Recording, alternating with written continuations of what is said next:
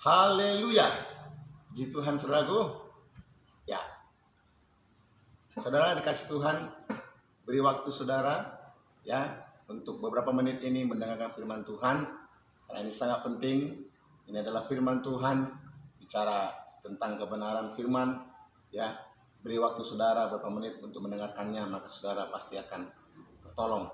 Seperti Maria memberi waktu, duduk baik untuk mendengarkan firman Tuhan di dalam kitab Lukas, maka Maria mendapat yang terbaik, mujizat yang terbaik, pertolongan terbaik dari Tuhan. Haleluya saudaraku. Mari berikan waktu saudara.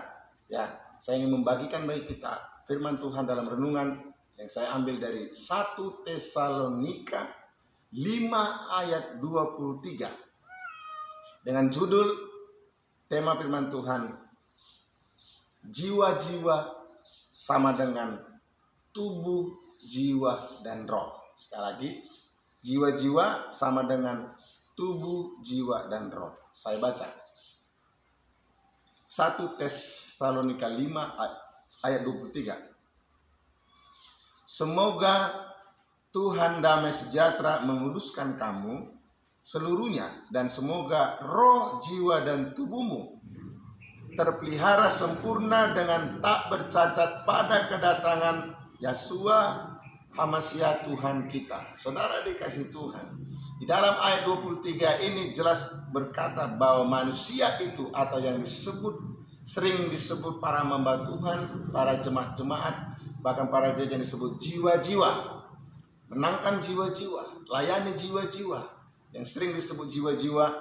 Ya, saya bagikan dalam ayat ini, firman ini menjelaskan bahwa jiwa-jiwa itu atau orang yang kita layani adalah terdiri dari 3 bagian. Yang pertama, ada rohnya, ada jiwa dan tubuhnya.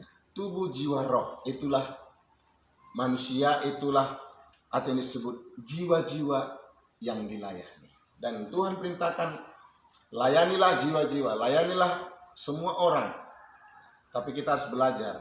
Saya ingin membagikan agar terkhusus para pelayan Tuhan, para penginjil, hamba-hamba Tuhan dengan 5 karunia yang diberikan dalam Efesus 4:11, 12-13, para gereja-gereja, ya, organisasi gereja, para pelayan-pelayan agar mengerti bahwa jiwa-jiwa yang kita layani itu ada 3 bagian. Yang pertama, ya, saya ingin sampaikan dulu mengenai ada rohnya. Tadi ada tubuh, jiwa, ada roh. Ya, roh ini cara hati. Itu bicara rohani, ya, manusia rohaninya, manusia rohnya, saudara. Memang kebutuhan jiwa-jiwa ini yang pertama rohani, memang itu yang paling penting. Tetapi bukan hanya itu saja. Ya, contoh kalau supaya rohani jiwa itu, rohani seorang jiwa yang kita layani atau jiwa-jiwa itu, maka dia harus kita bawa untuk beribadah, untuk mendengar firman, mendengar puji-pujian. Maka dalam ibadah itu, di dalam gedung gereja itu, dalam persekutuan itu, ada renungan firman, ya, ada pujian, ada penyembahan, itu bagus. Maka rohani dia bisa bertumbuh. Tetapi itu yang pertama, tapi itu tidak cukup. Yang kedua, jiwa-jiwa itu memiliki jiwa. Jiwa itu terdiri dari pikiran, perasaan, dan kehendaknya. Ini juga para hamba Tuhan, para gereja-gereja pelayan Tuhan harus memikirkan ini. Jadi setelah jiwa itu datang beribadah, kita harus layani jiwanya, ya, agar pikirannya tenang, perasaannya tenang. Sebab apa? Sebab kalau hanya di gereja, saudaraku, jiwa itu mendengar firman Tuhan mungkin hanya 10-15 menit, mungkin setengah jam, 1 jam, hanya terbatas. Ketika dalam ibadah mendengar firman, jiwa itu ya memang sudah diberkati sih, tapi dia mungkin mau bertanya segan, tidak bisa karena ada batasan-batasan. Lalu dia pulang ke rumah, lalu jiwanya masih belum tenang, ya, pikirannya masih belum tenang, perasaannya masih belum tenang menghadapi masalah suami, masalah istri, masalah anak, masalah ekonomi, masalah pekerjaan, tetangga, dan yang lain, saudaraku. Ya, maka itu perlu jiwanya terkhusus dilayani. Bagaimana cara melayani jiwanya? Itulah tidak cukup hanya ibadah di gereja, para pelayan-pelayan atau para pengerja atau khusus gembala sidangnya yang paling pertama bertanggung jawab untuk melayani jiwanya, pikiran, perasaan, dibutuhkan kunjungan ke jiwa-jiwa itu, kunjungan ke rumah-rumah. Seperti yang dilakukan para rasul di Kisah Rasul 20 ayat 25, seperti dilakukan Tuhan sendiri dalam Lukas 10 ayat 1. Tuhan sendiri mengunjungi jiwa-jiwa. Baik di Matius 8 ayat 28, ada kala Tuhan juga mengunjungi jiwa yang kerasukan setan atau disebut orang sakit jiwa, ya, dikunjungi, ya, saudara dikasih Tuhan. Kisah Rasul pasal 10, Lukas 10 dulu ya, Lukas 10 ayat 1. Saya baca bagi kita Lukas 10 ayat 1. Lukas 10 ayat 1, saudara. Kemudian daripada itu Tuhan menunjuk 70 murid yang lain, lalu mengutus mereka berdua-dua mendahuluinya ke setiap kota dan ke tempat yang hendak dikunjunginya. Di sini Tuhan juga menyuruh murid-murid mengunjungi jiwa-jiwa, karena Tuhan juga, ya, sebagai gembala agung, sebagai hamba yang melayani, dia juga mengunjungi keliling, bahkan mengunjungi jiwa-jiwa itu. Lalu ketika ada kunjungan ke rumah, mungkin tempat jualannya, ke tempat usahanya, atau di suatu tempat, ya, mungkin sudah ada buat janjian ketemu di warung kopi atau di mana seperti itu, 2-3 orang berkumpul, atau langsung ke rumahnya atau ke tempat jualannya. Disitulah ketika ada kunjungan terjadi dialog, terjadi sharing firman Tuhan, tanya jawab, bahkan mungkin curhat, ya, disitulah berbeda pelayanannya seperti ibadah di gereja hari Minggu atau ibadah homsel yang lain. Ya, di situ bisa sedikit agak bebas bertanya, sehingga dia lebih memuaskan jiwanya. Sehingga hamba Tuhan itu dia bisa bertanya, dan dia bertanya kepada hamba Tuhan, dan hamba Tuhan memberikan jawaban dan mendoakan dia. Itu beda, saudara, pelayanannya. Itu juga harus dipikirkan, harus dilaksanakan, tidak hanya ibadah sekedar di gedung gereja, tapi harus ada kunjungan ke rumah-rumah. Amin. Tapi kunjungan itu dalam Yakobus 2 tidak boleh pilih kasih. Kunjungan itu tidak boleh pandang bulu. Ya, kalau yang orang kaya tidak diundang langsung datang. Kalau ulang tahun langsung cepat datang. Ya. Ada acara langsung datang. Tapi kalau orang miskin, mungkin tukang beca, ojol, ya, tidak datang, itu tidak boleh. Semua, mau orang miskin, orang kaya, semua harus, kalau bisa diusahakan dikunjungi. Kalau gembalanya tidak bisa seluruhnya, bergantian dengan para pengerja-pengerja seperti Tuhan mengutus murid-murid. Harus punya tanggung jawab, tidak hanya sekedar ambil kolektenya, ya, beri sepersepuluhan, ya, khotbah seperti itu langsung, ya, kurang peduli. Tidak bisa, saudara. Seorang gembala sidang hamba Tuhan itu khusus harus seperti Tuhan. Dia mau kunjungan, mengunjungi seperti rasul-rasul, Paulus juga, ya, dan rasul-rasul yang lain mengunjungi ke rumah-rumah, mengunjungi jiwa-jiwa itu. Bahkan langsung seperti orang yang di Gadara yang kerasukan setan, langsung Tuhan kunjungi, ditinggalkan orang banyak, ditinggalkan dulu beberapa murid-murid, didatangi agar jiwanya diselamatkan. Haleluya. Jadi tidak boleh pandang bulu. Yakobus katakan, coba, kalau pandang bulu dalam mengunjungi jiwa, hanya lihat orang kaya yang terkenal, yang banyak, yang sering korban ke gereja, lalu sering ke rumahnya, sering menelepon, sering bertanya bagaimana. Tapi orang yang mungkin jiwa baru, ya, rumahnya jauh, miskin, ya, dia tinggal di komplek DPR alias daerah pinggir rel, dari pinggir sungai, tidak dikunjungi, itu berdosa. Itu harus diperhatikan, karena Tuhan tidak mau seperti itu. Yakobus 2, pandang muka itu dosa. Haleluya. Baik, saudara, dalam Yakobus pasal yang kedua, ayat yang keempat saja. Ayat 1, Yakobus 2:1. Jangan memandang muka, saudara-saudaraku, sebagaimana orang yang beriman kepada Yeshua HaMashiach, Tuhan kita yang mulia. Janganlah iman itu kamu amalkan dengan memandang muka. Sebab jika ada seseorang masuk ke dalam kumpulanmu dan memakai cincin emas dan pakaian indah, dan datang juga seorang miskin ke situ dengan memakai pakaian buruk. Ayat 3. Dan kamu menghormati yang berpakaian indah itu dan berkata kepadanya, silakan Tuhan duduk di tempat yang baik ini. Sedangkan kepada orang miskin itu kamu berkata, berdirilah di sana.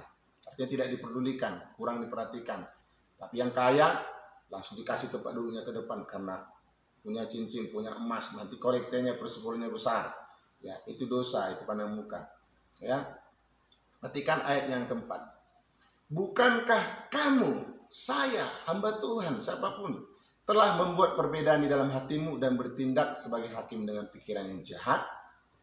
Dari Jakobus 2 firman Tuhan jelas ayat 1 sampai 4. Jikalau ada seorang pelayan, penerima tamu, seorang pelayan Tuhan, gembala sidang yang mengaku gembala sidang, mengaku hamba Tuhan, kalau pandang muka membeda-bedakan orang kaya, orang miskin, orang kota, orang desa, ya, kalau orang kaya manggil langsung cepat datang, jam 4 pagi pun datang, rela hujan. Tapi kalau miskin sengaja teleponnya dimatiin, bilang repot, lalu pengerjaannya disuka aja ke sana. Tapi kalau yang kaya, biar aku yang baptis, biar aku yang mendoakan, biar aku melayani, itu dosa.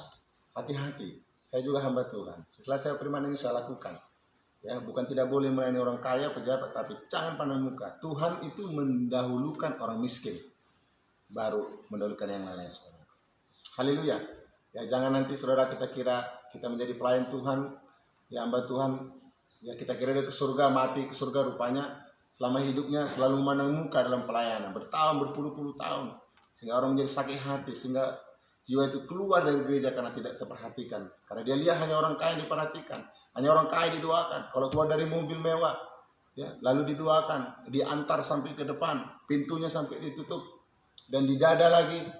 Tapi kalau orang miskin, habis ibadah tidak tahu dia kemana, tidak pernah ditanya di mana rumahnya. Ya, tapi kalau jiwa baru mobil mewah, di mana rumahnya itu, di komplek mana? Hati-hati saudaraku. Ya mungkin ya kita anggap itu remeh, tapi itu dalam ayat 4 Jakobus 2 itu jahat, itu pendeta jahat, itu hamba Tuhan jahat, gembala jahat di mata Tuhan. Mungkin di mata orang tidak jahat seperti biasa, ya, tapi hati-hati, tidak boleh. Jiwa itu sangat penting, itu berharga, bukan gedung gereja, bukan fasilitas musik yang miliaran, bahkan mungkin ratusan miliar, tetapi jiwa, satu jiwa itu yang paling penting bagi kita. Haleluya, itu tidak boleh saudaraku ya. Doakan pendetamu, doakan hamba Tuhan, agar jangan menang muka.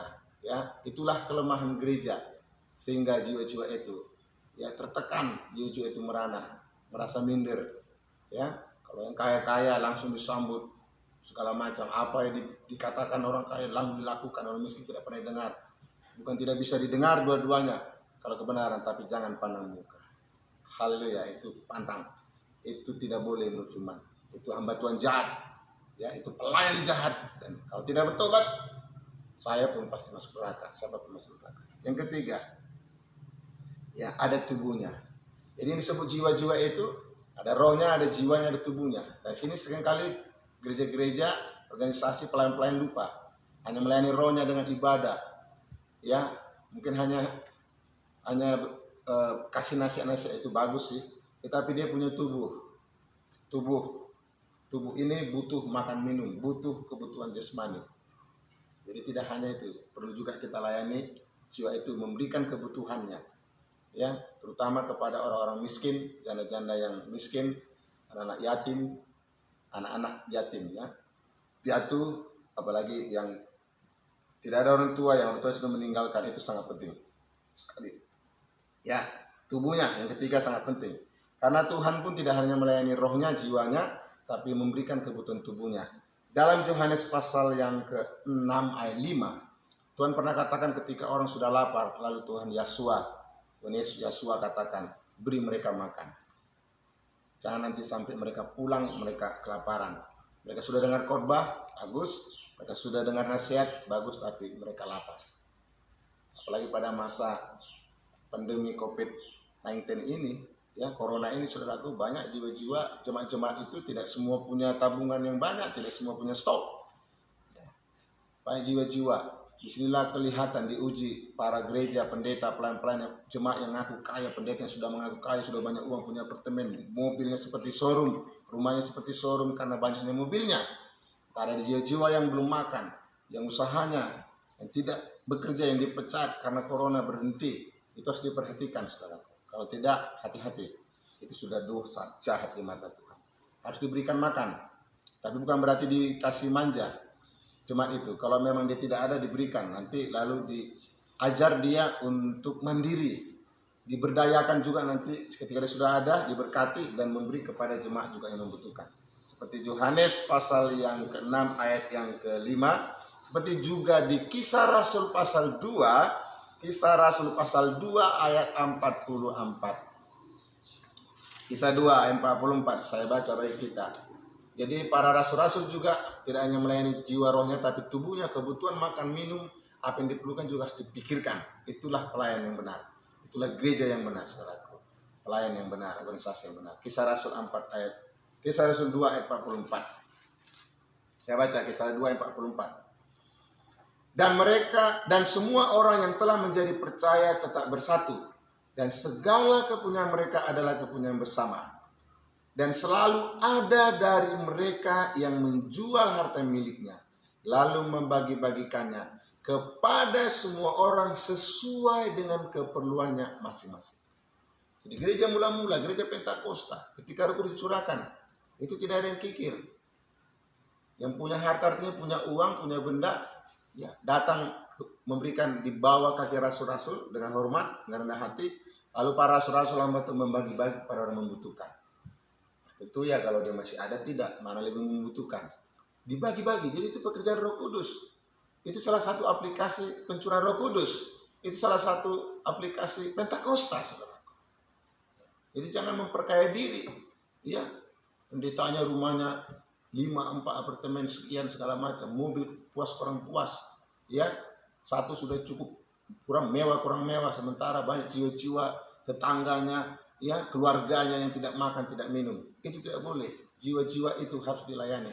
Ya, jangan sampai kita nanti masuk neraka. Haleluya. Itu dilakukan karena itu pekerjaan Roh Kudus Pentakosta bergerak memberikan semuanya. Kalau yang sudah nanti dia mampu mendirikan, berdayakan, dia harus memberi juga kepada yang lain, kepada Tuhan.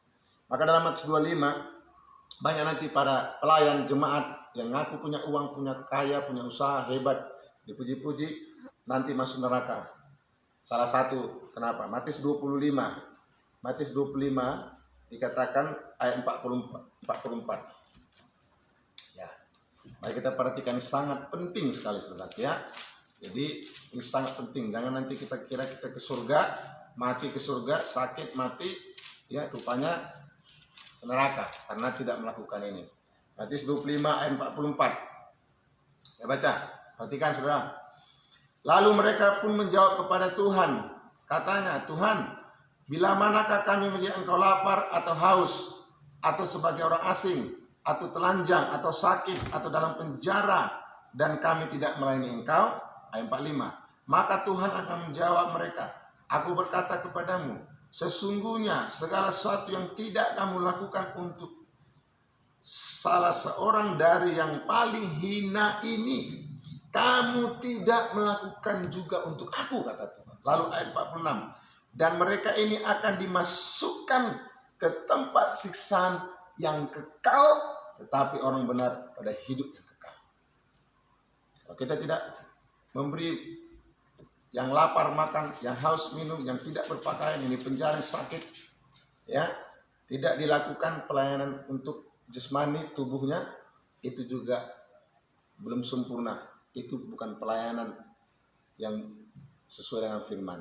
Jadi jangan hanya memikirkan uang, ya, persembahan banyak, persepuluhan itu perlu, karena itu kebenaran, cuma juga korban, tapi harus terutama orang miskin.